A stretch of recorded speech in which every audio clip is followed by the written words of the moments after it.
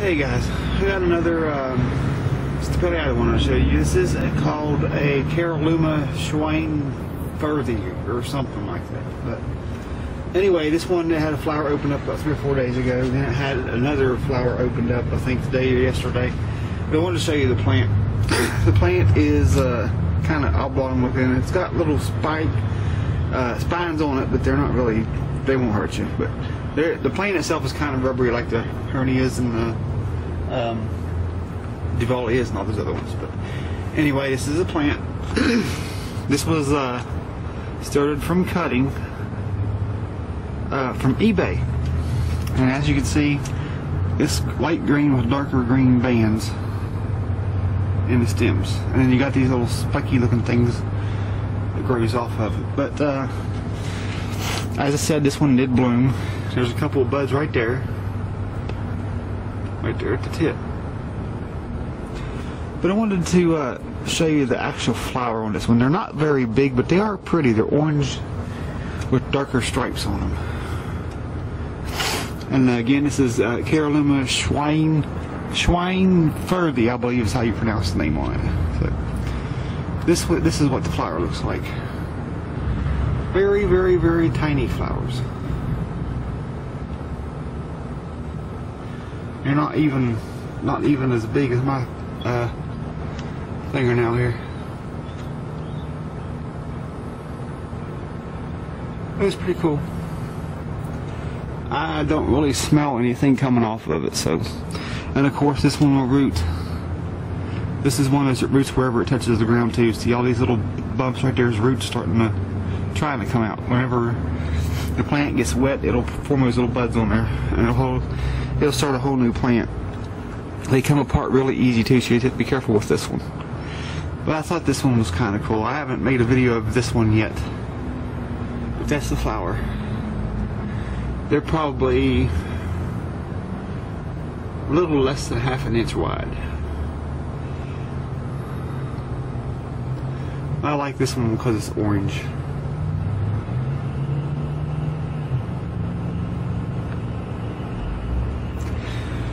There you have it. I've got some other ones up here, different types of stapeliads and hernias and orbeas that I've got rooting. So no flowers on those yet, but I will keep you updated on these. And being that it's getting colder and the days are getting shorter, I probably won't have very many more bloom because they kind of go dormant and they don't really grow. They don't produce buds or anything. But usually once it warms up again in April and May and the days get longer, they start producing a lot more buds. I have a couple over here that are still blooming. I have a Duvalia, that one there, still blooming. And then there's that one. And then there's the Orbea Wismani, still blooming. And I think that's it. There's the one right there. See the flowers on it. And then there's that one. It's got a flower. But like I said, the days are getting shorter and it's getting colder at night. This weekend it's supposed to be down in the 30s.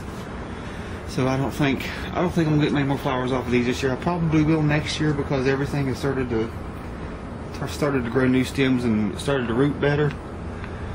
And a lot of the ones that have bloomed already will probably bloom a lot better next summer once they get put outside and they can get more sunlight. So you know, the shorter days has a lot to do with whether something grows and blooms and whether it doesn't.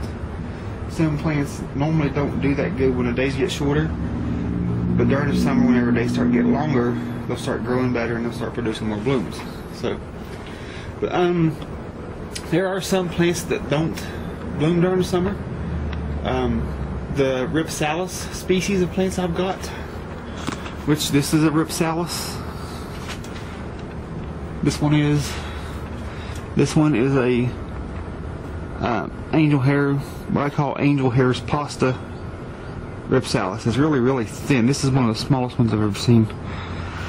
This one here will bloom in January, February, they are really tiny blooms and they're white.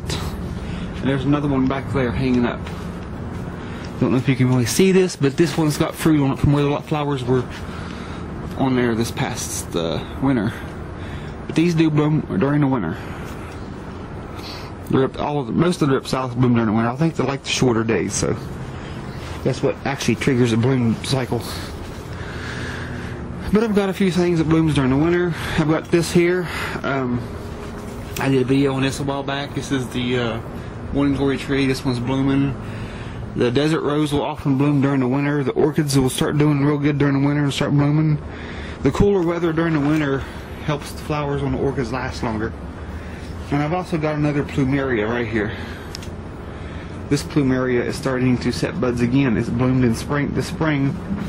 Right here's where the old flower stalk was. But it's getting ready to bloom again. It's split into 3 different stems, and all 3 stems have flowers, buds at the ends of the stems. And these, of course, are plumerias too. They're getting ready to go dormant. And I've got to get something to kill the bugs with. I've got these to trap the flying ones, but I've got spider mice in here too. So, at any rate, they don't really bother the cactus and stuff. It's just the leafy things. But that's pretty much it. I wanted to let you all see this. Those of you who collect these things, they're pretty cool. Look on eBay, do a search. There's Stapelia, Orbea, Hernia, Duvalia, Caralluma, and of course there's your common Stapelias and your Edithcolia grandis. There's only 2 species of that I know of in here. But just look on eBay. I'm on Facebook too. Just type in my name, Zane Zirkle. I'm on Facebook, so I often trade stuff. Like with I recently traded some of these cuttings with a friend of mine in California that makes soap. So I don't mind doing that. You know, plants for plants. If you want to do postage, you know, that's fine too. Whatever.